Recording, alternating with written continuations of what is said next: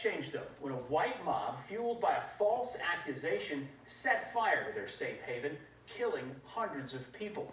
Well, now 100 years later, we're still trying to uncover the truth about the massacre that went largely unknown by the masses. Our Leslie Foster sat down recently with some of the descendants to talk about their family's story. A tip of the hat for the man once called this country's merchant prince, Mr. T.J. Elliott, owner of the largest African-American department store in the U.S. at the time. This was the first store in Muskogee, but the Elliott family would soon expand into Tulsa in 1918. They were part of the Oklahoma land rush back in the 1890s and saw it as a frontier of freedom. And in time, they would build on what was once Indian territory. They were able to acquire 300 acres of land, a hotel, a bank, a theater, a chain of department stores. They owned office buildings. The 10,000 square foot Elliott department store drew crowds clamoring to see the marble floors and chandeliers, the finest goods money could buy, and the celebrated fashion shows. It was a respite of sorts from the harsh realities of life. But not only are you able to try on a hat, but you're trying on a hat in a business where it's owned by black people, run by black people, and it's supporting the black community. This community would come to be known as Black Wall Street, but it was bigger than just commerce. They found ways to become educated. They used their skills to build up their community. The dollar circulated within the community several times over. They supported one another. This is a photograph of our family, and this was taken in 1910. This house behind them they built, that house is still standing today. They were unabashed about who they were as people and what they had. Pride, a lot of excellence running throughout the entire photo. Mary is the family historian and curator at the National Museum of African American History and Culture. Her brother, Tolly, is the chief medical director for the Mary Center, and his son, Tolly Jr., is a student at Howard University. We met up at the Gathering Spot in D.C., a private club for black people to have these kinds of discussions. You knew that you were literally, like they say, standing on the shoulders of giants. Back in 1921, the Elliots were expecting to expand their chain of department stores and pass them down through the generations. Everything changed on May 31st, when a 19-year-old black man and shoe shiner, Dick Rowland, stepped into an elevator on the other side of town. He encountered a young lady he had seen before. They talked before. Her name is Sarah. As he entered the elevator, he tripped, and when he tripped, he reached for her, and she screamed. There was someone who worked in the store who claimed that Dick Rowland had attacked this young woman. Sarah ultimately said he had not attacked her, but at this point, he was already taken off to the prison, to the courthouse. White mobs gathered to lynch Rowland. Black men newly back from World War I gathered to protect him. They plowed through 40 blocks of the black community, burning it. They loot the homes. They shoot the residents. They beat people. They burn their homes down. They burn the churches.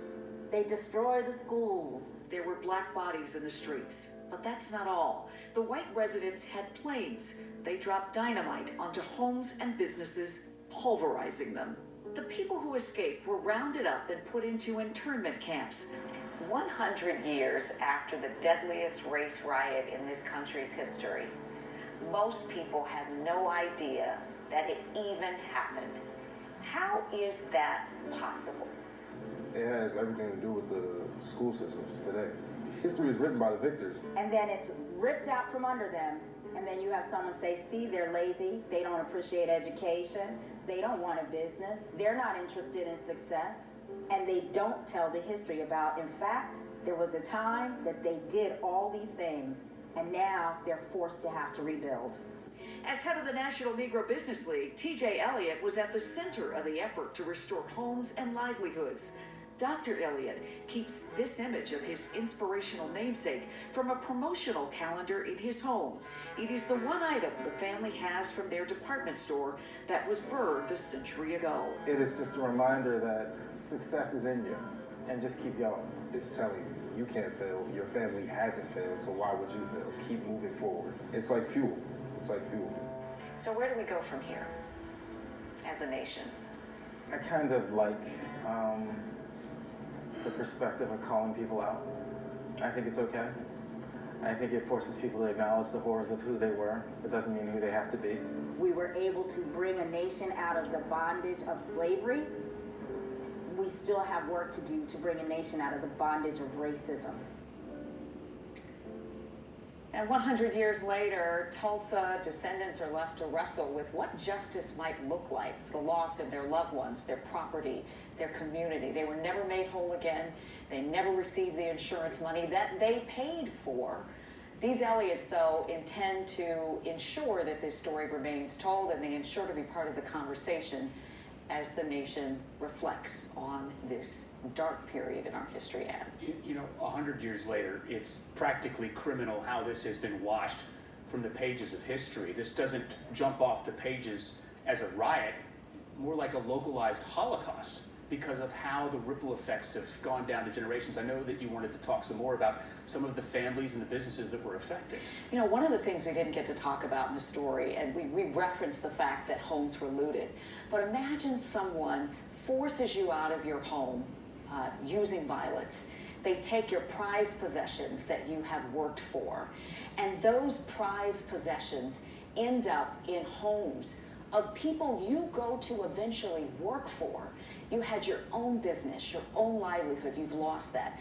Many black people ended up going to work for white families who had the items that were in their homes now in their homes.